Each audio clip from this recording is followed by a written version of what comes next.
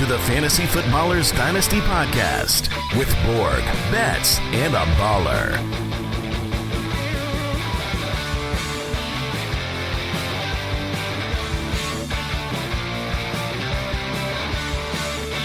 Welcome in. It's Wednesday, July 19th, here on the Fantasy Footballers Dynasty Podcast. I'm your host, Kyle Berganoni, and I am joined, as always, by Matthew Betz, Michael Wright, in the nasty days of the summer. Only my mother calls me Michael Kyle. But she's a Kyle-a-thin. sweet woman. She's a sweet, sweet woman. She's a saint. What a way to start the show, huh? There's only a couple of saints out there. It's Mike's mother and Dorothy Mantooth. Those are the two, the only ones you need. We are glad you're with us. It is pretty nasty out there, but very nasty where Mike is. He is melting as we speak.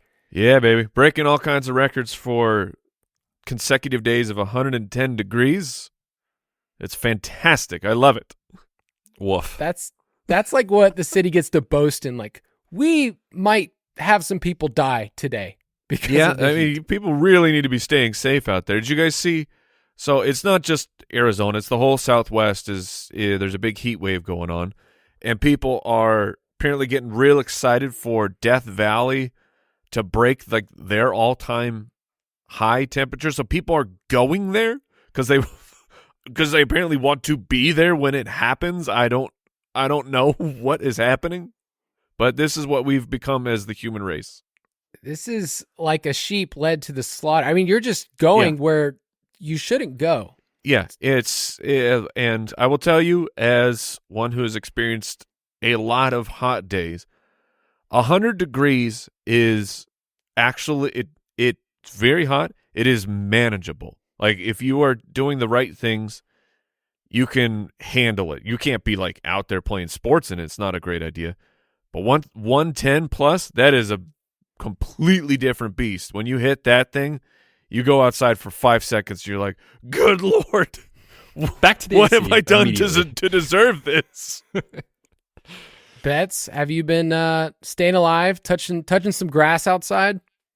Yeah, man, it's been actually very comfortable here. I'm almost embarrassed to say what the temperature has been here in Pennsylvania. No, this morning it that's was fine. a cool 72 degrees. It was lovely. Great That's walk great, with the dog. because we dunk on y'all all winter long. So, But the wildfire smoke is still an issue on the East Coast, kind of intermittently every couple days to every couple weeks. So we're getting through, man. We're getting through. is that Thank still goodness. Canada?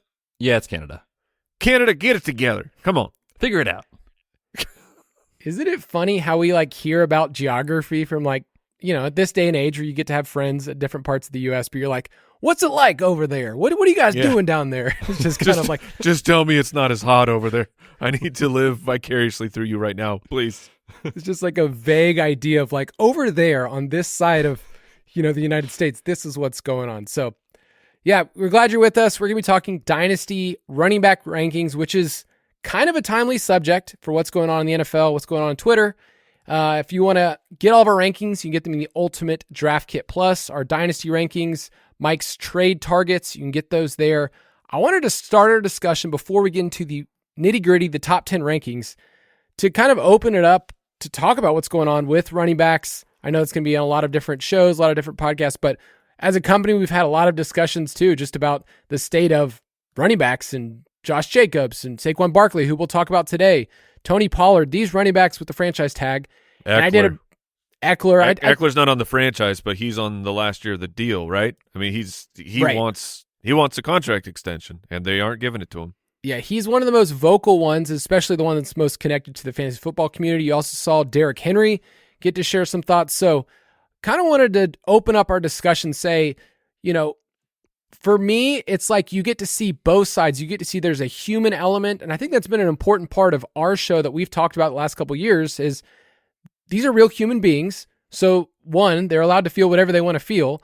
And you get to empathize with that, but you also get to see that it is a game and the NFL is gamified in what works and what doesn't work. And, you know, everybody and their mama brought out statistics about Super Bowl running backs. I mean, I saw that reposted 1,000 times. Yeah, that wasn't Eckler's strongest argument for himself because he had tweeted about, you know, saying something like we all know it's hard for teams to win without a top-tier running back. And you can go through the last, I don't know what, like 10 Super Bowls, and I mean, you can argue over how good these running backs are, but these are running backs that are late draft picks, guys who are not on massive contracts. And then you point to all the running backs recently who have gotten huge extensions, and they are all either currently taking less money than they agreed to originally, or they're no longer on the team that gave them that money in the first place. Yeah, just look to last year, right? Like Kenneth Gainwell played over 50% of the snaps in the Super Bowl, and then the Chiefs had Pacheco and a 31-year-old or whatever he is, Jerick McKinnon, as key cogs of the offense. So, yeah, it's such a weird thing, right? Because like I feel like NFL fans also make fun of teams that pay their running backs, right? Like when Zeke got that huge contract, which good for him, people were like, Dallas, what are you doing? That's a mistake. But now we're at the other end where it's like, man, these guys are so good and they are so crucial to not only their team, but to marketing of the NFL, to fantasy, to Dynasty, to everything, that there's such a tug of war and it doesn't make a lot of sense either way.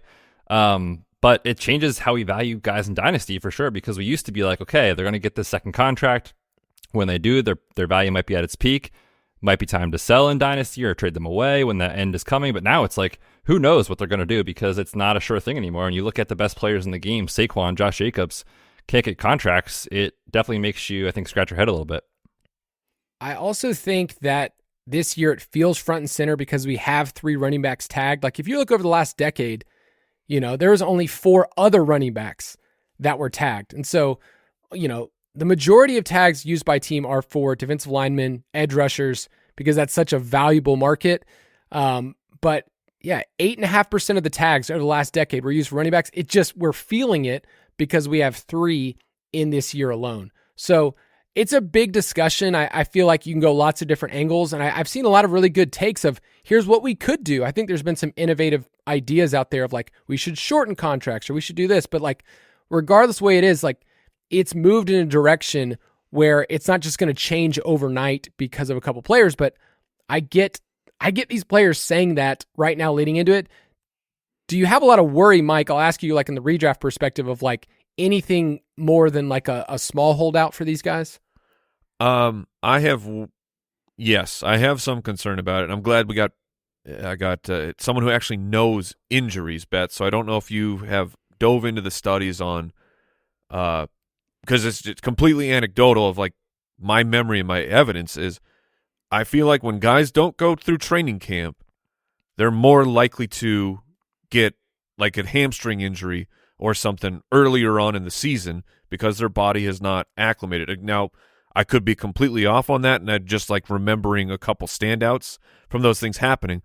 But in terms of this year, I mean, it's concerning. It is. It's concerning to me because you don't know what's going to happen, especially because there is such a movement right now.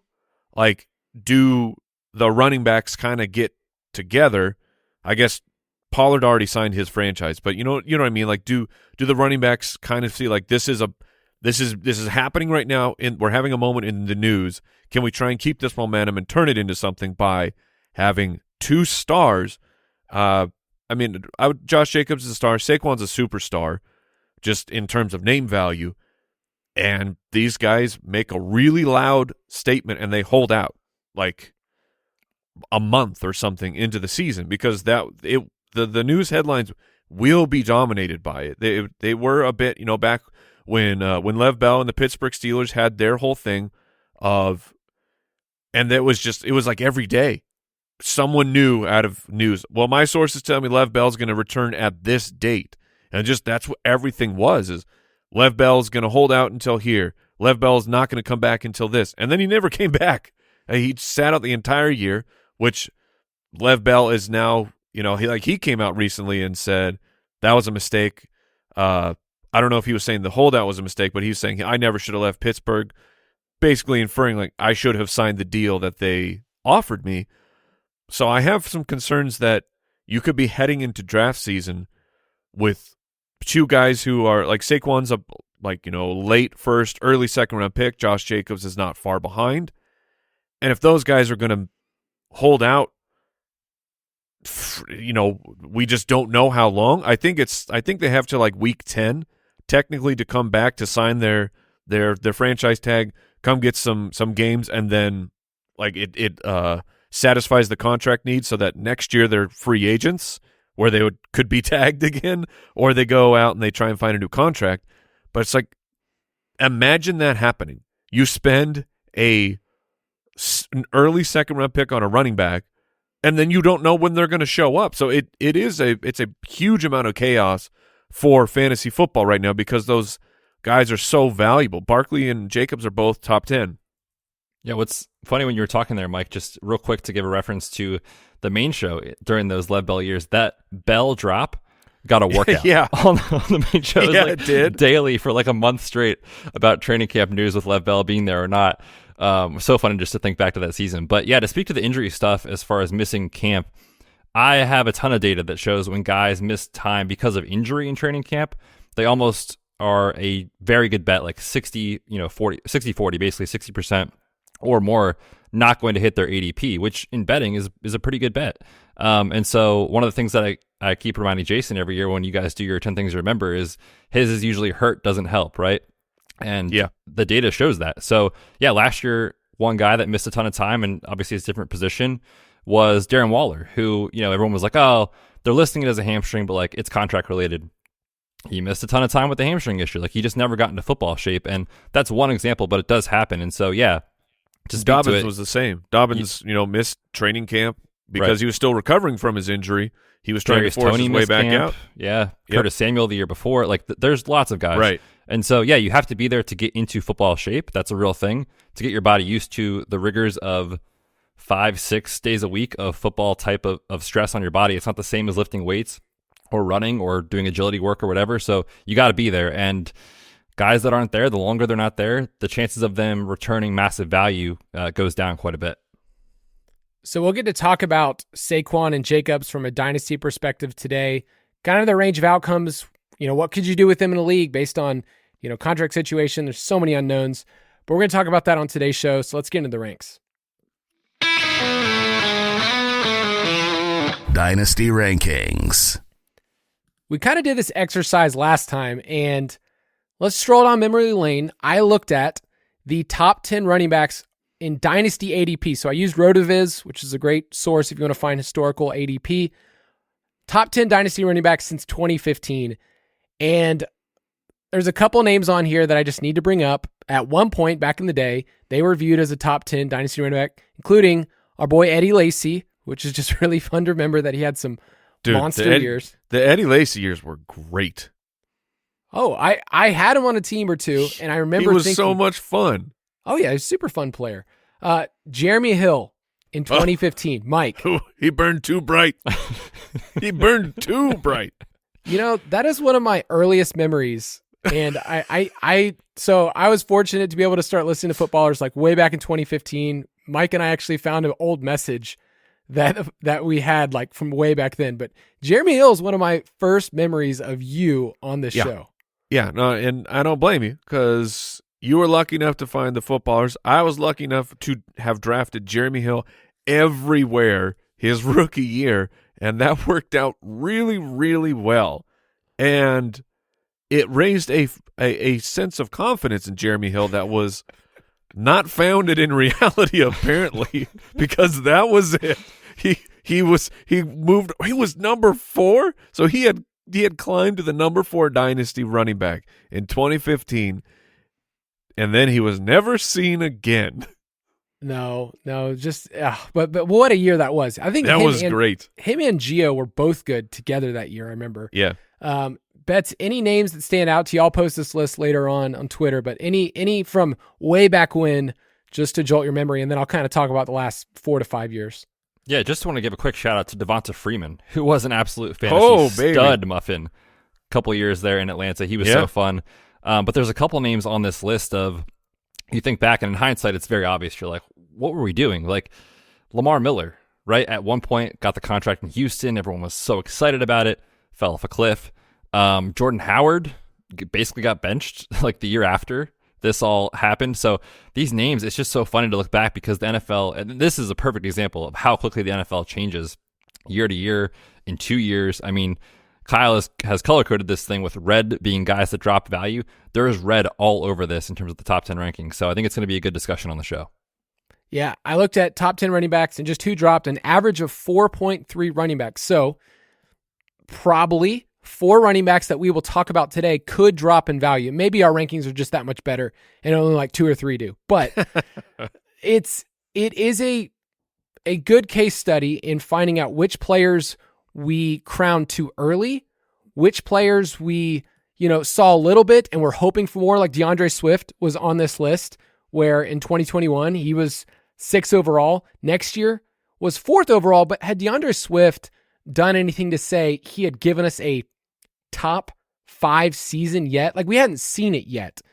And we kind of did the same thing with Javonte Williams, which apart from injury, I think we would have seen it. But yeah, I feel very confident that it was going to happen. It was happening.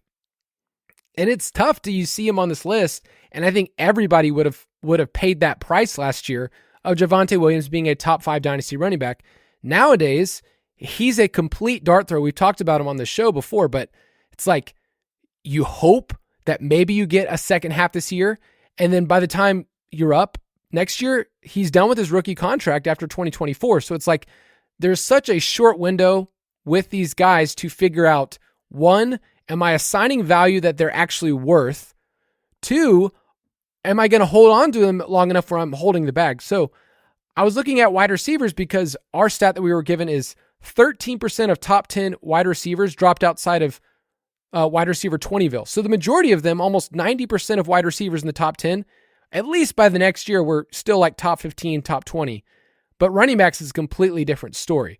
It's more of the case, and you brought this up before on our tips and tricks show, Mike. Jason's brought it up before. I think this is something Andy does a lot in Dynasty, is that you'd rather be a year early on running backs and get a haul than be left holding the bag. Now that sounds really nice in Dynasty, like, oh, just get a haul. But like sometimes you're still competing. And so you're playing with a player that you really need. I'll give you an example. Dalvin Cook. He actually had pretty long shelf life when you think of being a top 10 Dynasty running back. He was 5th overall in 2020, 4th in 2021. He went all the way down to 9th in 2022. And then this year, he's obviously not in our ranks at all. But Dalvin Cook, I would say a good 5-year run where you got a legit top 12 running back. If you would have traded him in 2021, in a league, I traded him for a 1st, a 2nd, and a young wide receiver in Brandon Ayuk. I have him in our Dino Junior League, Mike, and I couldn't trade him this past year. Nobody Dalvin? Yes, and now Yeah. I'm left holding the bag. Yeah, absolutely. It's I will say, thinking through that opening discussion on the running back, like the Dynasty fantasy football is fantastic for the NFL. Like it's been a huge part of the growth. It's a huge part of the growth for these individual players getting individual deals. Like fantasy props these guys up where they become household names. Now, Dynasty fantasy football, I think that has also opened a lot of eyes on running backs because we look at these things and fantasy football and Dynasty fantasy football is essentially like it's looking at what is a player, like how long will they be valuable? What are they doing for my team right now? And we see that running backs just do not last for any length of time. I mean, a few of these guys are lucky enough to be on here 4 years in a row, but it's few and far between that you actually see those names. They fluctuate. We went through a whole list of names of guys that made the list 1 year and then they were just gone. And so it's kind of unfortunate for running backs that the whole Dynasty community, we know, like we understand what these NFL GMs are doing because it's production based. It's not it's cold because it removes a lot of the humanity of it, but we see just how long a running back actually provides value for your NFL team or for your fantasy team. Yeah, I think it's a good way to put it. And I think too, you mentioned, a lot of these guys, they have 1, to the great ones 3 years, but beyond that, it's not much in the top 10. And so just looking through this list and doing this exercise, I'm kind of noticing some names that, from 1 year to the next jumped up in value, and almost never did that guy stay there after a big jump in perceived value in the market, meaning ADP from startup. So if I have someone that does make a big leap from 1 year to the next, I feel like we should kind of know, like, that's probably the ceiling, and that is the time to get out. It's a hard conversation, right? Because like you said, if you have someone that's key piece of your team to win another title, you want to win. Sure, hold them. But any other circumstance, like, you are going to be stuck holding the bag, and it's such a tough conversation. But seeing those guys jump in value, then never recovering from that is a big key, I think, in Dynasty in terms of keeping your roster turning over year over year and making sure you aren't just in this position of like, man, I got to rebuild it for 3 years now, and keeping yourself relevant. So it's a tricky conversation, but I think it can be good if you're nuanced at it. In Dynasty, the goal isn't to always say, I killed this trade, I won this trade. Obviously, you want to come out on the good side of it. But at the end of the day, if it helps your team and you're there and you're close, then I would say it's worth it. So, for instance, that team, I got second place with Dalvin Cook, and I'm left holding the bag. And was it worth it? I think so. I think that, like, in hindsight, I could say making a title run is almost always worth it. Almost. Yeah, especially as a runner-up. That just feels so good when you're running up. All right, let's start with our first running back here. Number 1. And he's also the only running back we have with a really good sound drop, so I had to play it. It's the Bijan Minute, yeah. It's just a great little jingle there. 4 seconds of goodness. Bijan Robinson, 21.5 years old. The biggest complaint that I see on our Discord channel, other places, is how is it possible to rank someone number 1 who's yet to play a down of football? And have we done that anytime recently? Like, looking back at our list, it's like Saquon was ranked super high. We had him at number 2 overall in ADP when he was a rookie.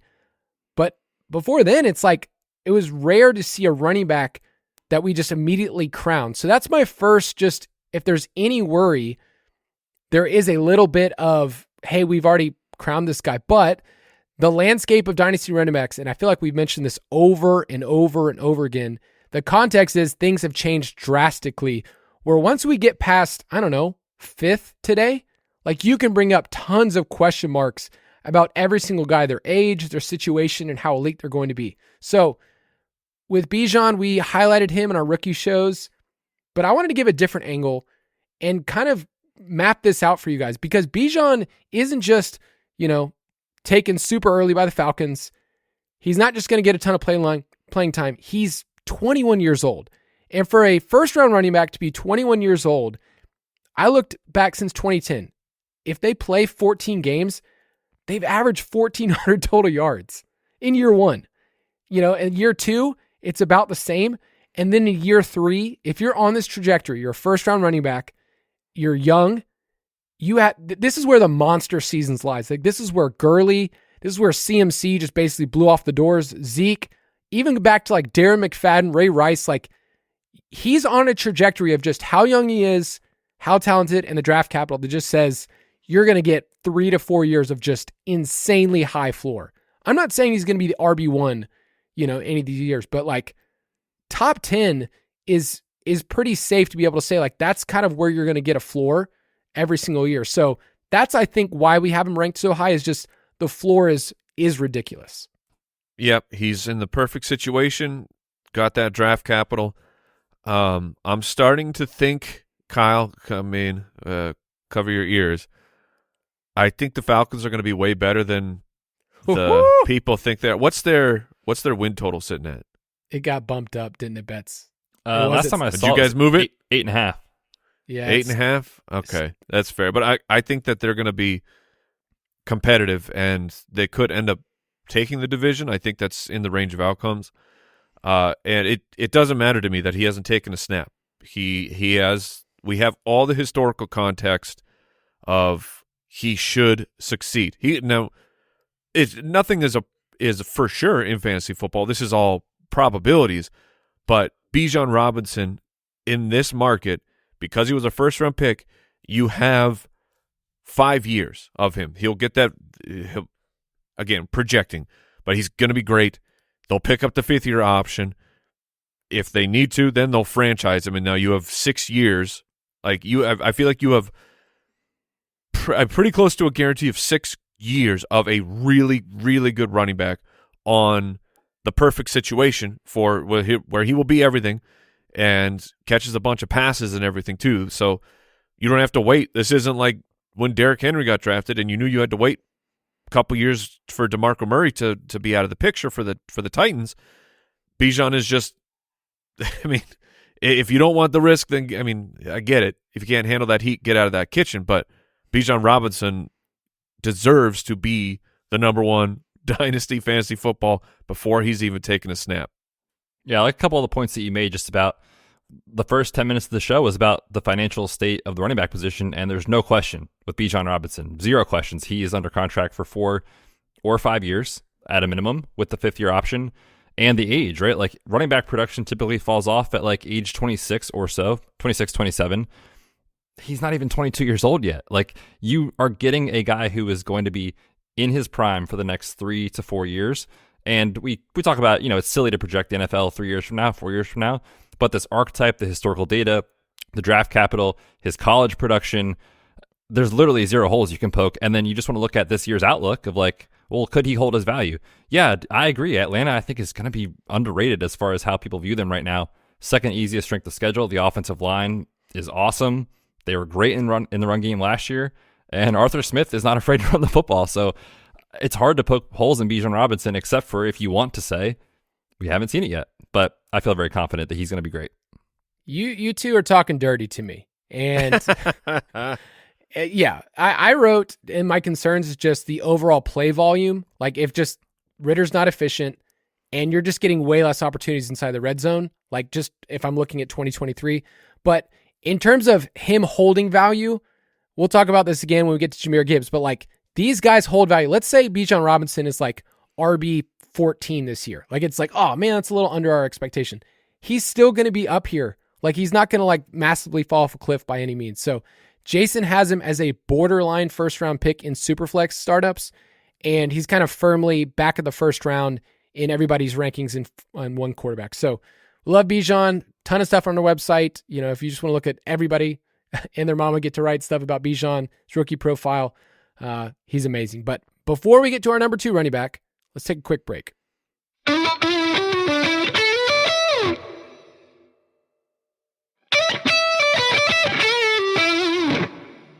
All right. After Bijan, we're going to reveal our next running back. Number 2. And it almost feels a bit fragile to put Breece Hall at number 2 because of he's coming off a major injury. So I'm going to let Betz start us off and clear any worries that we might have because I'm not a doctor. I do a lot with the show doc. You're a show doctor. I not super qualified, well done, boys. but We got there. But Betz, why don't you go for it? Well, I'm also very proud of you, Kyle. On our last countdown, you went like 1, 6, 8, 2. If you remember for the wide receivers. So we are just off to an incredible start. Here. but yeah, Breece obviously is coming off the ACL injury. It was ACL plus meniscus. And the bottom line is that this projection, and it's never a 1-to-1 comp, so I don't want to lead people down that path. But for people thinking about it simplistically, this is the Saquon Barkley type of injury where, he's probably going to start off a little slow and he'll probably return to his form, I don't know, late October, early November, and then be pretty good down the stretch. But we'll get the dude. We'll get Breece Hall fully ready to go in 2024. It's almost always year 2 after the ACL that these guys are back on track. And when you look at what predictors we can use from historical data that shows us these guys will get back, it's age. So the younger, the better. He's 22 years old. It's draft capital, specifically a top 2 round pick, 36th overall when he was taken. That's awesome. And it's the athleticism that really tells you, using the RAS system, 9.96 out of 10 is awesome. So he's an incredible athlete. We saw him pre-productive last year before the injury. So I have 0 concerns about his longevity from that standpoint. I think he's going to be good to go and be 100% in 2024, if not sooner in the last 2 months of the season. So I got to ask, Aaron Rodgers is my biggest question mark. And when we were previewing the AFC East recently, I think the assumption in the betting markets is that he's just going to come back to near MVP levels. Is there any concern about the window for Aaron Rodgers, which we've kind of stated as that's like 2 years, and just the overall function of the offense? Or is it one of those things where we just say, hey, I know what his draft capital, I know what his athleticism says, and I actually just don't even care? Because Breece Hall was ranked here when we had Zach Wilson in the equation. Now we get Aaron Rodgers. So is it one of those things where we just kind of throw out, like, if Rodgers is a little bit better than last year, I mean, he has to be better than last year, but is that where you're at, Mike? Yeah, that's where I am. And just looking at what was so surprising to me for Breece Hall last year was loved the player, loved the prospect, but had, reservations about the offense, being either Zach Wilson, who got hurt in preseason, and then it was Mike White. And the matchups for Breece Hall to start the season, it was Baltimore, which that was week 1, and they were still insisting on using Michael Carter a bunch. But Baltimore, so that wasn't a great game. But then the Cleveland Browns, the Bengals, the Steelers, the Dolphins, Packers, and the Denver Broncos, which that the Broncos was where the game where he had got hurt, which he was already 4 for 72 and a touchdown. And like in that list, that was a bunch of really, really good run defenses last year. And that wasn't stopping Breece Hall, and he didn't have a quarterback at that time. So as long as Aaron Rodgers is average, it's a huge upgrade. If he's good or gets back to being true Aaron Rodgers, then it's Breece Hall can, even with the slow start, like he could go on a tear over the second half of the season and still finish easily as a top 5 running back on 2023. So I'm all in on Breece Hall this year. I think that it probably will be the slow start. I'm not going to argue with Betz on that one, but he's a special player that you kind of have to invest the ADP pick on him. I know we're talking redraft, but I'm getting into it. You have to invest that and just wait it out because you're not going to be able to trade for him. Breece Hall is not the type of player that you're like, I'll let some other person draft him and then I'll trade for him in 2 weeks. No, the person who drafts Breece Hall understands they might get 3 to 4 weeks of subpar Breece Hall, but they're taking him for the long haul of the season. And now back to Dynasty. I think that the ACL that's what's stopping Breece Hall from being number 1. Like for the Bijan hasn't done it people. I think if Breece Hall hadn't torn his ACL, he's probably the number 1 guy and Bijan's number 2. Yeah. One of the things that I'm looking most forward to with the Jets this year is if they run more 11 personnel, they spread things out. Breece Hall was bananas against light boxes. So if teams are going to have to sit back and nickel and respect Aaron Rodgers, because I don't know if they respected Zach Wilson. Maybe that's just me. I'm guessing not a ton. Don't think they did, Kyle. I don't know if his own team respected him, but I don't think a ton, Kyle. Breece Hall last year, here's some numbers. Against light boxes, he was number 1 in the league in yards per carry at over 8 per carry against light boxes, number 2 in rush success rate, and number 3 in expected points per rush. So metrics say he's awesome. Draft capital says he's awesome. And I feel pretty comfortable with him at 2. Our next running back, number 3, scares me. Scares me in the sense of Jonathan Taylor. Yeah. We've talked a lot, I feel like, in redraft, kind of say, like, here's the range of outcomes for him and why we've been lower than consensus. The 3 of y'all have been, Mike, and what you're dealing with rookie quarterback. I brought up the stat multiple times, like rookie quarterbacks who start week 1, we've only had 1 running back that finished in the top 24, like as his teammate. So it's really, really hard recently to show that. And then you bring in a rushing quarterback. So there's a lot of things stacked against him that I can bring up, but I can also flip the coin and just say, he's just that dude. Like he could actually just finish as the RB1 again. And we saw a stretch last year when he was back weeks 10 through 13, RB1, RB12, RB9, where he was good and then he got hurt again. So is there concerns that this is the year you have to make a decision on Jonathan Taylor? I feel like a lot of people, I've seen the questions of, okay, with Richardson there, do I need to just bail now? And is that too rash of a decision to make when this guy, hey, the year before was the RB1? I wouldn't, personally. I would just hold on to Jonathan Taylor, understanding it could be a bumpy road this year because of everything you laid out, Kyle. But Jonathan Taylor is excellent. Like he's not a plug-and-play running back. He is an elite athlete and an elite running back on the field. And I think the good news for Jonathan Taylor is either we go through this year and he ends, because he's in the last year of his contract. So we're already like, it's crazy how quick these things move here. But either he's going to get the bag, which he could. Like he's a player who could get the bag from the Indianapolis Colts, or he hopefully will get a bag from a different team. But now back to, the Colts could just franchise him again. And the franchise is just, if we want to talk about the real problem for NFL players, it's the franchise tag. And I don't know how the union ever argues that thing away, but the franchise tag is the ultimate power move that NFL teams have, and they use it all the time. So what Jonathan Taylor has to hope is that there's someone else on his team that they have to use the franchise tag, so they can't put it on him. But I wouldn't trade him right now. I think he still is appropriately ranked because he is so good. He can overcome those things eventually. I think it'll be a lower year than we want for Jonathan Taylor, but then I think you have, 2 to 3 more top tier elite years from Taylor. Yeah, just 24 years old entering this year, right? And like in fantasy, it's so easy to get just kind of stuck in, well, what just happened last year? And of course it was disaster. Like Jeff Saturday was coaching games for this team.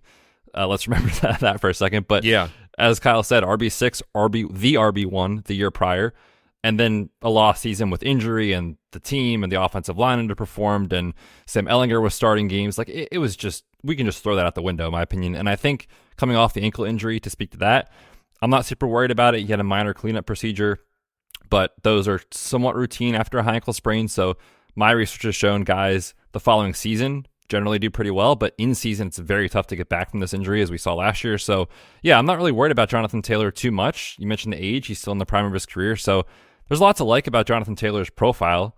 The concern, as you said, is just where are you at with your team? Because if you need him to be the dude this year, it's tough. Like I was shocked when I saw this on Sportsbook because they're tied with the Cardinals for the longest odds to lead the NFL as a team in points scored. So the market, whoever sets these lines, is terrified of Anthony Richardson. We see the upside case in fantasy because he can open up lanes for Jonathan Taylor, and Jonathan Taylor can, house 1 or 2 from 40 yards out, and you're like, yep, that's Jonathan Taylor. So I'm kind of with Mike. Like he's a hold for me. I love where he's at in terms of his age and career arc, but the contract year thing does just add a little bit more, I think, uncertainty to the next 2-3 years. And as we progress through these next running backs, just keep in mind the ages of where these guys are going and how they will slide, because, people slide year to year. And I think with Jonathan Taylor, a year from now, I think he'll be fine. Like, let's say he slips to, in our rankings next year, RB5, RB6. You would still be happy that you held on to that as opposed to just completely moving on. So I think we're kind of in the same spot. Sorry, I'm now remembering. Michael Pittman. Michael Pittman is in a contract year, and I think that at the end of the year, if they can't get a deal done with Michael Pittman, he's far more likely to get the franchise tag than Johnny Taylor. It's interesting. Which would be great news for Taylor. Yeah. It's interesting how many running backs that weren't taken in the first round can get the next contract. Like we saw this offseason, it was a 2nd round pick in Miles Sanders.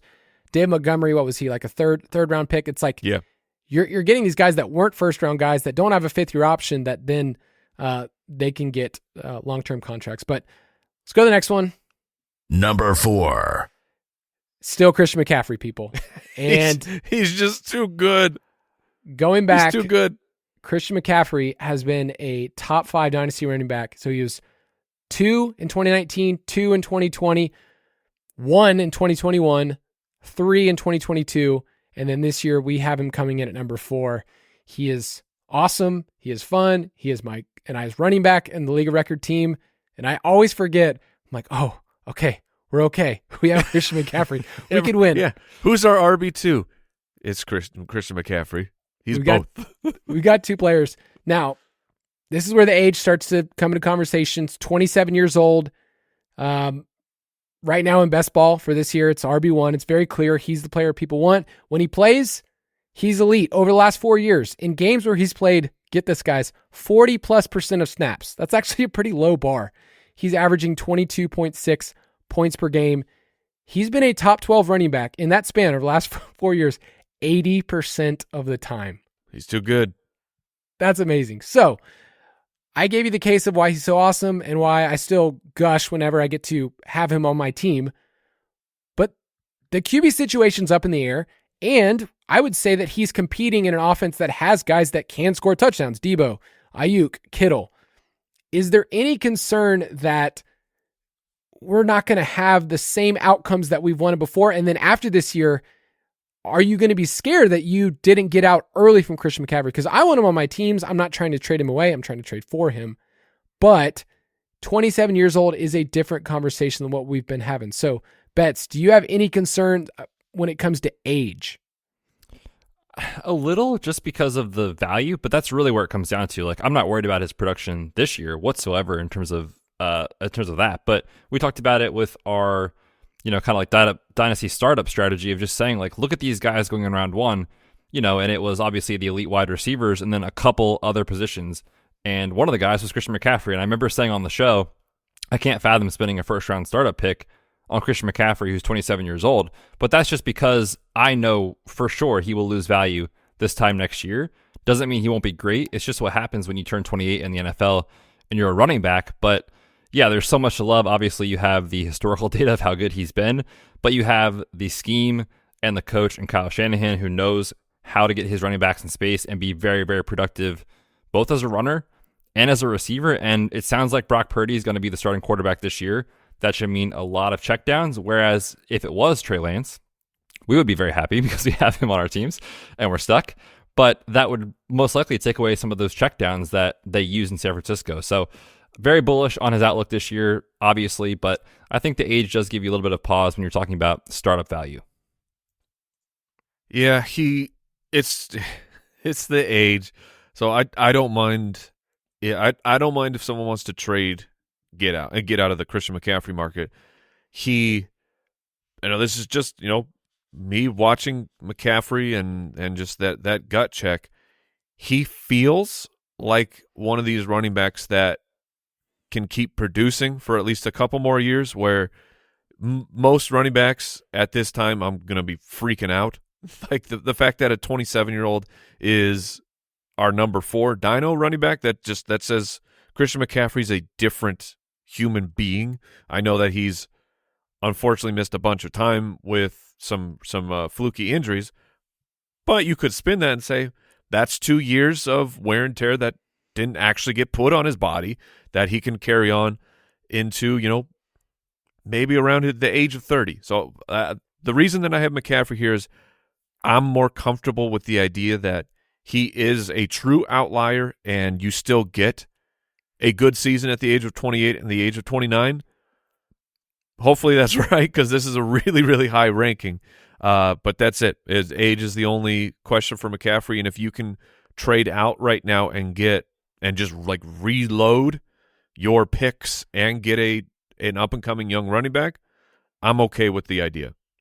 He averaged 21 opportunities a game when he came over from San Francisco. So we're not going to get, the days of 25 plus, 30 plus opportunities like he did in Carolina, but this is a more efficient offense. So to me, it doesn't really matter. Like you can compare total opportunities, but it's just a better offense that's going to hum. So I feel good about him there. This is the player that I'm most interested to discuss today. It's number 5. It's Jahmyr Gibbs. Oh, because I've kind of changed my tune on him. I don't know which direction. I know. Breaking news. Kyle, please share. Well, he is from Georgia. You remember the carpet capital? You guys remember that conversation? Big, huge point. Our listeners love that point. But I remember having a discussion of in rookie drafts, is it Jahmyr Gibbs or Jackson Smith and Jigba? And I think you couldn't really do it wrong. I had gone Smith and Jigba on a couple of my teams, and I'm kind of seeing now that Jahmyr Gibbs, 21 years old, so in that same age gap that we have for Bijan of just super young and the draft capital, that Jahmyr Gibbs doesn't even have to do a lot this year, and he will still maintain awesome dynasty value. Like, if anything, he'll probably climb, but it's hard for me, apart from a catastrophic injury, to see Jahmyr Gibbs falling in value when you look at who else is here. So I just love the fact that you get a floor with a pass-catching running back on a team that just says, like, hey, here's why we drafted this guy. I know we get a lot of puff pieces right now, but everything we're saying is like, we're going to use him to the best of our ability. And so it's hard for me to find a player, especially in PPR leagues, that's like, hey, this guy's going to be around for a while. You're not going to get like 1 year. This isn't DeAndre Swift to me. This is a different player. It's a different regime. I think people need to realize that, like, you know, Brad Holmes came over from the Rams. This is a different team than what the Lions were doing 10 years ago with all their, you know, Javid Best and all those other picks. Like, he's going to maintain value. So from just a dynasty value perspective, I'm excited that if you drafted him, you didn't airball. There's no chance of an airball here. You're going to be fine a year, 2 years, 3 years from now. Oh, I like it because I'm all in on Jahmyr Gibbs. I think that he's a great prospect. He's a tremendous pass catcher, and that's what we want. Like, it's much harder to find the Derrick Henry type of a player, that archetype of a grinder who you're like, they're probably just going to be in on 2 downs, and then they turn into an elite player like Derrick Henry. It's very hard to find those guys. Much easier to find a player who is a great pass catcher, and then the team has already told us they love this player with a ridiculously high draft pick. And I don't know, maybe the Lions are like, maybe they're ahead of the curve, honestly, of this whole discourse of running backs. They're like, yeah, we just got our guy in the first, and we have him now for 5 years, and then we'll figure it out after that. But Gibbs is going to be super utilized. David Montgomery got a decent-sized contract, but there's room for 2 running backs from the Detroit Lions. And, I mean, I do question, like, how good actually is David Montgomery, because he was pretty inefficient. He was a volume warrior for the Chicago Bears, and maybe it was just the offensive line and the team was so bad he couldn't overcome it. But he got by on just pure volume and was pretty inefficient. And Jahmyr Gibbs is just such a better pass catcher, than more electric with the ball in space than David Montgomery. So I think that they're going to give those opportunities to Gibbs, and I feel very confident with him here as the top 5. Again, a player who's never taken a snap in the NFL, but this is how you have to play dynasty football, man, or dynasty fantasy. You have to make some leaps and some projections with running backs because the window is so short. Yeah, well said. And I think just to speak to a couple of those points that you mentioned, like, his receiving profile isn't just good coming out of college, it's awesome. Like, he increased his reception total every year as a college player, and now he goes to a dream situation where that can shine. Like, the wide receiver depth chart behind Amon-Ra and Jamison Williams, maybe, like, we don't even know if he's going to be a thing or not, is out 6 games. It is insanely thin, so he has to be used in the passing game. And Jared Goff was among the leaders in checkdown rate last year. They targeted the running back position as a whole, the 11th most in football. So it's going to be there, and I think he's going to shine when he gets the opportunity. So like you said, Kyle, even if he doesn't finish as a top 5 back this year or a top 10 back this year, because of his age and the receiving profile, he's going to hold value. So I think he's a rock-solid startup investment. Yeah, you can go back and listen to our shows where we previewed the rookies. We talked more about them in depth.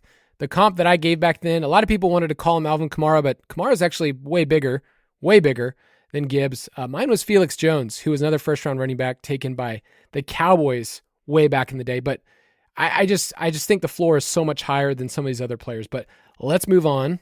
Number 6. This is where we have Saquon. All right, 26 years old, 6 in our startup ranks. The workload was insane last year. 4th in carries, 6th in targets, third in expected fantasy points. My question is, Saquon had that insane rookie year. He got hurt year after and then kept getting hurt. Is this like we're never going to see a better season again from Saquon than we saw last year? Like that's my worry. And I know that's not maybe a fair question to ask sometimes in fantasy, but I actually been thinking about it with the Giants in general. Like, did we just see the best fantasy season of Daniel Jones' career? Did we just see Saquon? So maybe that's my pessimism about how lucky the Giants were in a lot of ways when you go through their team points and how bad they were in the first quarter. But I don't know, Mike, is that a fair question to ask? It's certainly a fair question. I would push back and say I don't think so. Maybe Brian Daboll is just the mobile quarterback whisperer. I mean, for it to be Daniel Jones, who was looking at a prove-it year of either you play well this year and you get an extension, or you play poorly and you're forever a backup. Like if Daniel Jones had played bad last year, he's a backup quarterback for the rest of his career. But Brian Daboll, who fixed Josh Allen, or was at least part of the fixing of Josh Allen, who was like, we remember Josh Allen now. We think of him now. Those first 2 years in the league, he was a bad quarterback. Like he was super inaccurate. He was really big and strong and athletic and could athlete his way to win games, but he was not a good quarterback, and now he is a top 3 quarterback in the league. So give me another year for Brian Daboll, and then we'll have that discussion. I think Daniel Jones and the Giants have earned that, and now they have an actual legit receiving weapon in Darren Waller, which I'm starting to get more and more excited about the prospect of Darren Waller having a bounce-back campaign. There was excitement about Daniel Bellinger last year as a rookie, making at least a couple splashes here or there. If those splashes are going to Darren Waller and he's healthy and ready to go, that's pretty exciting. And that's exciting for the offense, let alone like the peripheral benefit for Saquon Barkley. So, is it the best year that Barkley will ever have? Maybe, but I think that we can get very, very close to this as well. It was the biggest knock for the couple years before, despite aside from the injuries. Daniel Jones just wasn't targeting Saquon Barkley like we needed him to, like Eli Manning did. That's insane, right? I'm saying that out loud, then I wasn't sure I was right. And I'm like, Eli Manning played with Saquon Barkley? Like, that's... Dude, he peppered him with targets when Saquon was a rookie. It was just checked down over and over again. Time is weird. Like, it feels like Eli Manning has been out of the league for an eternity, but he played with Saquon Barkley. So, anyways, but then we got it back. We got 76 targets this past year. Like Kyle said, 6th most at the running back position. This is what we want, and Barkley is good enough. It comes down to, will he be playing week 1? And that is not a question that 3 guys in their mother's basements can answer. It is not a question we can answer, but I can tell you that for sure I can answer. Brian Daboll did so much for this offense, considering it was Joe Judge the year prior. Like, remember that? Remember this team running a QB sneak on 3rd down to punt at their own 5-yard line? Like, that's where this team came from. So it wasn't hard to see an upgrade coming for New York because of how bad it was the year before. And then just to kind of speak to the pass catchers, like, they brought in some guys, and certainly Darren Waller's the headline there, but like the competition for usage, not only in the backfield for Saquon is nothing, but also these wide receivers, like, they're fine, but they're not really that talented as far as elite guys. So Saquon is the offense, and the only question is, how long does he hold out, and does he play week 1? All right, so I'm going to give you a quick offer with Saquon because I feel like he's one of the players that people want to hear about the most based on our current situation. Would you rather have Saquon or a 1st-round pick and Jahan Dotson? Ooh, that's 24 really close. first? Yeah. Yeah, that's pretty close. Okay, it's interesting when we get to throw out deals on this podcast because sometimes people get reactions. I think Jason brought this up last week. They're like, that would never happen in my league. And then other people are like, I offered that exact trade and I got it done. And then I love it when I get to throw out one. You guys are like, I don't know. That means that it's a pretty good spot. Yeah, I think it's just that shows the excitement for Dotson. I would would try to get more, because when you hear first round pick, like your eyebrows of course go up, because it's a very valuable asset to have in Dynasty fantasy, but it also realize, like, this is something that I have a problem with. You are doing an exchange of Saquon Barkley for that unknown player. Like, it sounds good when you have that pick and you're on the clock, you're going to feel great about it. Like, yeah, I got this pick, I'm so happy. But just remember, if you're doing that, you're not really getting a lot back. Jahan Dotson's a very exciting young wide receiver, but that's not a huge return for a potential difference maker at the running back position for a few years, which it's hard to find those guys. Right. Like this past year, let's say that pick was like the 110, the 111. Oh, that you would feel like crap then. Yeah, because it ends up being in a one quarterback league, Kendry Miller and Jahan Dotson. That would have been that would be terrible. I think that's what ends up happening, though, is if you're trading and you do end up with a back end one, you're like, oh, sounded so nice. Just remember, rookie picks, they gain value as you go throughout the year. They're not as valuable right now as they will be closer to your league's trade deadline. Next one. Number 7. We've got Travis Etienne here, 24 and a half years old, and we finally got to see him play football last year on the NFL field. And from week 5 on, we got to see him kind of unleashed when they said, James Robinson, you're done. And poor James Robinson, he's looking for work right now. Yeah, you want to talk about the running back story. Look at James Robinson and Phillip Lindsay of Denver Broncos fame. These guys, they dominated for a year or two, and they made no money, none. That was Mike. Those are sad stories. I feel like you got some flack earlier this year because James Robinson was on the Patriots roster, and you were like, I don't know if he's going to make the roster. Yeah. And people are like, no, remember when James Robinson was really good with the Jaguars? It's like, no. They saw him for what, like a month, and said, we don't want this dude. But Travis Etienne, you saw the Jaguars offense kind of transform from week 9 on. They were 9th in points per game. My biggest issue with Etienne, and I don't know the answer to this. Why do they not throw him the ball more? Why does this college quarterback, who they had a great thing going, not throw him the ball more? I mean, his targets per route run was really low, 12%, and Trevor Lawrence was tied with Jalen Hurts for the lowest check down rate in the league. So if you're going to tell me that Travis Etienne, let's say he ends up with 1,300 total yards and, 8+ touchdowns, like that sounds really great. But if he only ends up with like 30 receptions, I feel like there's just more meat on the bone that I'm missing. And so that's my biggest issue with him in Dynasty is there's so much to like here. There's so much to like about the offense. I just feel like at the end of the day, I'm always going to be left like, why can't he be a top 5 guy? Because I have a hard time seeing that, but everything in his profile says it should be there. So Betz, am I crazy? I don't think so, especially because we know the receiving profile for these running backs is so important to reach that ceiling. That's why we're talking about guys like Bijan and CMC and Gibbs having this, great outlook. If Etienne doesn't get that, like he might be, I don't want to say stuck, but like kind of is what he is, which is valuable for Dynasty and for fantasy, but maybe not reach the ceiling we thought he could have. And I would think the addition of Calvin Ridley probably doesn't help his case in that scenario, right? Last year, they didn't have Calvin Ridley, and he still wasn't really using the passing game. So I think I'm a little worried about that situation.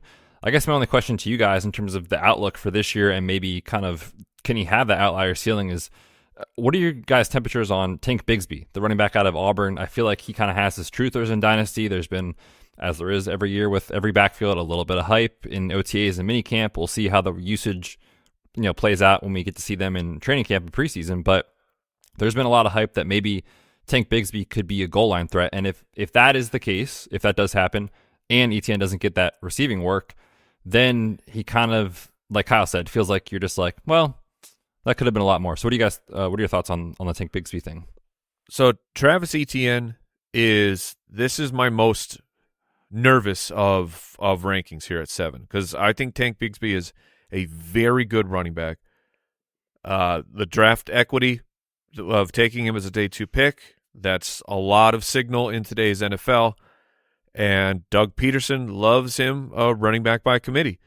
And so I am concerned. I have my concern that Etienne can stay this valuable as a dynasty running back, because the pass catching, look, I don't think it's going to show up. I did not know about this quote, and it was brought to my attention by good friend of the show, Matt Harmon, who does reception perception, but he brought this up. Apparently there was a quote from Travis Etienne when he was asking about catching the ball, and here's the quote. I don't know. I feel nervous, I guess, because the ball's coming. I always feel like the defender's right there, so I run before I catch the ball, and I get spooked by my surroundings.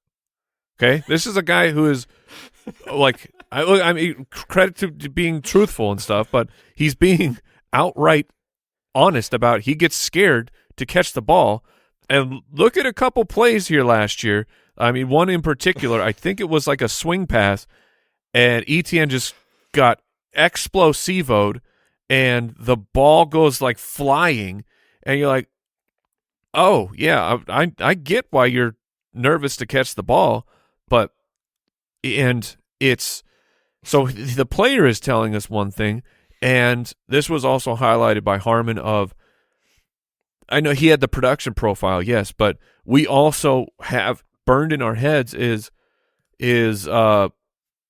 certified moron Urban Meyer drafted him in the first round, and I don't think I'm being mean when I say that, guys. No, you're being kind. He drafted Etienne, and then he was the one who said, no, I'm going to use Etienne as a scat back. So we're all like, well, he caught the ball in college. Of course he's going to catch the ball from Trevor Lawrence. Maybe that's just never going to happen. Maybe it's never going to happen for Etienne. The guy is athletically very gifted, as seen in that stretch in the middle of the season, ripping off 40-yard runs seemingly every single week. So that is there. That's what could happen and keep Etienne as a really high-ranked dynasty running back. Those also could fall off a little bit, and Tank could come in here and steal goal line work, or maybe the passing game just really evolves with the addition of Calvin Ridley and Trevor Lawrence taking the next step that a lot of people are projecting. So I have some pretty big concerns about Etienne's long-term value as a dynasty running back. It wouldn't shock me by the end of the year if it's more of a 70-30, 65-35. It's enough to annoy us in the split with Tank Bigsby. So he's still young, so 24 and a half, and considering he missed all of, like, this is his year 2 in the league, guys. Like, we're getting a player, and I looked at running backs who are 24 years old. If they get 250 plus touches in their second year, I'm just going to call it that, then, of those dudes, Eddie Lace is actually on that list, guys. Just shout out to Eddie. Yeah, Eddie. All of them except for one were top 15 running backs. So I think the floor we're saying is there. It's just hard for me to see a case where we're talking about him next year as, oh, Travis Etienne just had a top 5 season, unless touchdowns go his way and they don't go, Calvin Ridley, Evan Ingram, everybody else. So, but it should be a fun team. I'm excited to watch them. Number 8. All right, here's Josh Jacobs for us. And this is the one that scares me. 25 years old. They leaned on him a ton last year. He had 404 opportunities, which is nuts. And traditionally speaking, players, after they have a monster increase in opportunities the year after, there's a huge drop. My biggest issue is just with Josh McDaniels. I don't think he's the best coach in the world. That's my nice way of... This is breaking news into the show, Kyle.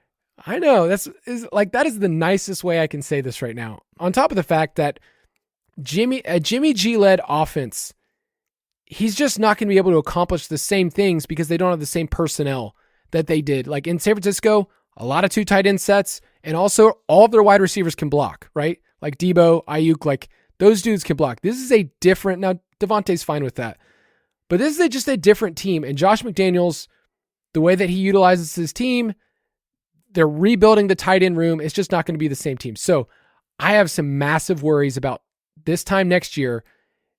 I think Josh Jacobs could be the dude that's out of the top 10. And he's still young, and he was awesome last year. I had him on a redraft team, and he saved my butt. But I'm just worried that, once again, RB3 is really hard to repeat on a team that is just tanking in every single betting market. Betz and I have talked about it over and over again. Like, you name a betting market and the Raiders are just minus 150, minus 190 on the under on so many things. So maybe I'm a bit too harsh on Josh Jacobs. I just gave a bearish case, but temper my expectations a bit, because he's not going to be bad this year, but I'm just thinking in Dynasty this time next year, is he going to be less valuable, Mike? Yeah, I don't. I mean, we have him consensus at 8. I have him at 9. So I guess my rank says, yeah, that's possible. The nice thing, the bull case for Josh Jacobs is that was last year. That was the guy he was actually drafted to be. I'm guilty of this. Like, my hype for Josh Jacobs when he was a prospect coming out of Bama was through the roof. And then the Raiders gave him first-round draft capital, and it was like, yes, Josh Jacobs is going to dominate for fantasy football. And then they kind of kept his opportunities in check, and they never really unleashed him as a bell cow running back, though, like the player that I thought he could be. So that was 3 years of him being, good, like running back 18, running back 8, 14. That's a great fantasy football running back. You're happy that you drafted him, but you're not hitting that ceiling that you thought he was, and you did. You finally got it, and it's only year 4, and he still has some time that he can hit that ceiling again. So it's me trying to remind myself how much I loved Josh Jacobs and everything about his production profile, except for, of course, not getting all the opportunities at Alabama, but he got them all at the last year for the Raiders. Looking at the depth chart, how does he not do it again? Because Zamir White is if anyone's the biggest threat, it's Zamir White currently. We still have the dump truck, Leonard Fournette and Ezekiel Elliott floating out there, and the Raiders wouldn't surprise me if they do something really ridiculous like bring one of those guys in. But as it sits right now, I don't know if this team wants to actually win games. I don't know how you put those other guys on the field instead of Josh Jacobs. Yeah, just to speak to the number of carries that are currently combined between Zamir White, Amir Abdullah, and Brandon Bolden last year, 38 combined carries between those guys behind Jacobs. So they have no plan behind Josh Jacobs. So yeah, I mean, my gosh, the workload should be incredible. If there's one good thing Josh McDaniels did for us in fantasy, it was handing the ball off to Josh Jacobs. 90% of the running back carries last year is an absolutely absurd number. So he's talented. Assuming he's there and doesn't hold out, he's going to get the work and I think be good, for sure. Will he be what he was last year? I think that's a pretty uphill battle given the state of the team and given historically, Kyle mentioned, we see a drop in efficiency and the production for fantasy after that big of a workload typically falls off. So if you're making the bet, that's probably the bet I'd make. He's just a tricky guy because like all your league mates know there's a contract issue going on, so you can't really trade him most likely. And if you got him, I think you're just in hold and you hope for the best with this situation. But if Zamir White is on a dynasty waiver wire, my goodness, pick up that nasty boy right now because if you're in a shallow league, he might be out there. And in deeper leagues, I think he's probably rostered. But if he's out there, just give a quick peek on your waiver wire. Speaking of nasty boys, we got a little tease later on this summer. We're going to be giving our nasty boys, our dynasty nasty boys of the summer. I'm excited to talk about that because I want us to go real deep. Players that aren't even on the roster yet. Just like by the end of the show, all three of us are trying to choke down the vomit because it's so nasty. Yeah, just so bad that people are like, this guy's not in the league. Why are you telling me to pick him up? This is so bad. I see a path. It could happen. All right, 2 more guys. Number 9. All right, so Mike actually has him ranked a little higher. It's Kenneth Walker. So young, 22.8. And he was nothing but great last year, okay? On big runs, he was great. Yeah, on big runs, but when you expected him to kind of start doing his thing as a rookie running back, weeks 5 to 12 before he got hurt, he was RB5. So it was like, this is the Kenneth Walker that you drafted in Dynasty, and I think his rank is really hard, though. His ranking is like so hard. It's like he deserves to be here. And so I want to keep it quick and short. Like, is there room for both Walker and Charbonnet to be good? Great. I started to write great in our notes, but it's like, I think we're kind of crossing that out to be just great unless there's an injury. So is there room for both of these guys to Aaron Jones, AJ Dillon it, where, Aaron Jones has been a top 12 running back each of the last 4 years, and Dillon has certainly had his moments where he's stepped in. So is there room for Kenneth Walker to just be really good, like an RB1 for your squad for the next 2 to 3 years, Mike? Yes, I wouldn't have him ranked here if I didn't think that. And you hope so for your team. Yes, yeah. So maybe personal bias is poisoning how I think of Kenneth Walker. Stupid Pete Carroll drafting my love Zach Charbonnet in the second. Just it really messed up a lot of things for Dynasty. But Kenneth Walker is a home run hitting running back. I was making the comment of he wasn't great everywhere because he was actually pretty inefficient of like getting stuffed at the line and getting 1 or 2 yards, but he was then frequently hitting huge plays. Maybe that's what Pete was looking at when he was like, I'm going to get Charbonnet in here, bigger body guy, better pass catcher, because also pass catching is, I don't think that's going to happen now for Kenneth Walker. He didn't have that profile. We were trying to say, well, is that just the system? And watching Walker at the combine doing the drills, he looked like he could do it. He didn't look like he was afraid, of catching the ball. But it's just the target share didn't show up this year. So, and really, really bad PFF receiving grade. So I don't think that that's going to show up. So Kenneth Walker, I don't think there's room for both of them to be good or to great. I agree with that. I think there's room for them both to be good though. I think this goes one of two ways. Like, you think back to the Rashad Penny, Chris Carson thing where it was like, well, they drafted Rashad Penny in round 1, like Chris Carson is done. And then Pete Carroll just kept giving Chris Carson the ball. So I could see that as a situation that develops this year. But I could also see a situation where it's like Zach Charbonnet mixes in a little bit for, 10 touches a game, and then DJ Dallas is out there on obvious third downs. And then it's like, man, Kenneth Walker is a 2-down grinder who's getting somewhere around 14, 15 touches, and you're just hoping that he hits those long runs. So I truthfully, and this feels like a cop-out answer, I don't know what to expect from Seattle's backfield, because when you look at the numbers last year of like when he was the dude, when he was so good for fantasy, his workloads were insane, like 24, 23, 20, 30, 28, 24 opportunities in games. And I just don't think that's happening again this year. So he feels like an absolute wild card. And I kind of feel stuck with him, truthfully, in Dynasty. I don't really know where to go with him. All right, let's finish off with number 10. Last one here. Number 10. Dang it, I teased it. I said the number and then I pressed the drop. He did. It's pretty redundant. I know, especially when I got through the whole thing. What if I told you I was looking up draft capital for every other? So here's my issue with Ramondre. You didn't even tell people who it was going to be. It's Ramondre Stevenson. I have a big issue with this. In our data set, I gave you all those top 10 running backs. It is really rare for a running back that was day 3 to hold top 10 value more than 1 year. You have some blips on the radar. You had Jordan Howard. You had a quick little thing with Devonta Freeman. You had some other players that were like, okay, they were there and then they were gone. Jay Ajayi. It's like, so that's my only issue is like Ramondre was awesome. And I think he's going to be good this year. Mike, I know that you're over the moon for his opportunity this year. It's just if there is a little bit of worry, it's a change in OC, which hopefully can only be better.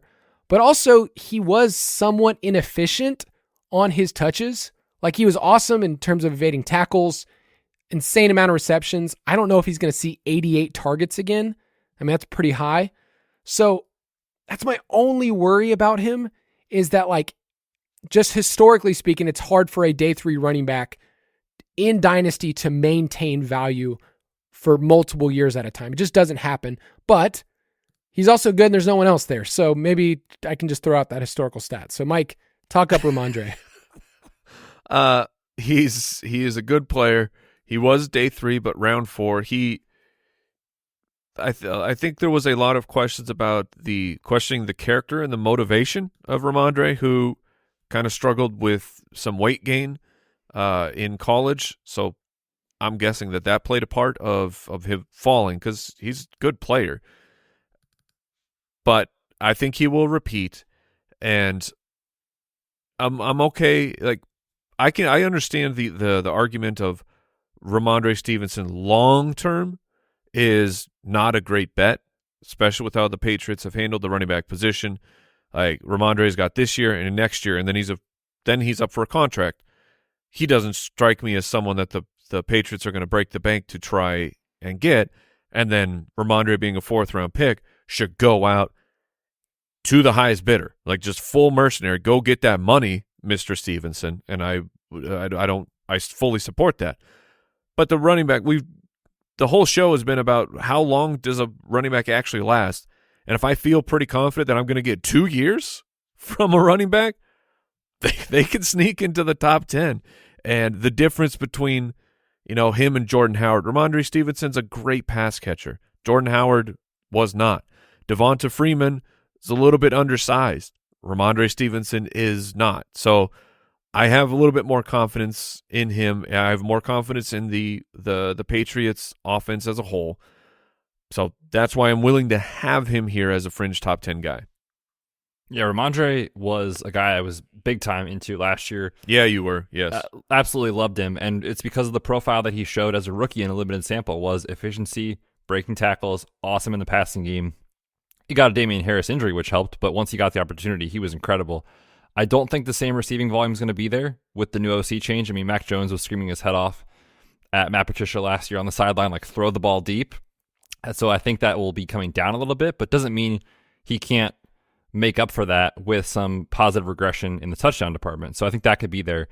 The tricky thing is this has kind of been a lingering like Dalvin situation, which I'm kind of in the camp. I think Dalvin's best days are certainly behind him, but historically the New England back, and this feels like a cop-out answer every year, but we say it, is like they prefer a timeshare. Bill Belichick's running backs just don't get the volume. Like that's kind of been the theme. And so that still sticks in the back of my mind, just how much work he got last year. But the guy is so talented, and I think if he does see less volume, you can make an argument the efficiency might come up. So I'm still into Ramondre. I think he's great. Still just 25 years old.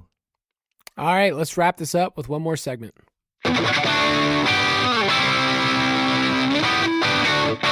Take it or leave it. All right, let's do this pretty quickly, guys. Our follow-up questions here of the guys we talked about today in the top 10 running backs. You can do this at home. Tell your spouse, your significant other, just say, hey, who do you think from this podcast? Yeah. Great dinner conversation. Oh, the kids love this type of stuff. So who are you afraid of most dropping in value, and who are you most confident in gaining and holding value, Mike? I already mentioned it, but Etienne's the one I'm concerned about losing value, and the player I think who will hold, maybe gain, would be Breece Hall, taking that number 1 spot. Yep, I can't argue against Breece. That was my answer for a guy that'll hold or gain value, so definitely see the same path as Mike. And then the player I think will lose value for sure is Christian McCaffrey. We talked about it. It's not because he's going to be bad this year. It's just that 28-year-old running backs next year is what he'll be. Just don't stick around in top 10 dynasty rankings.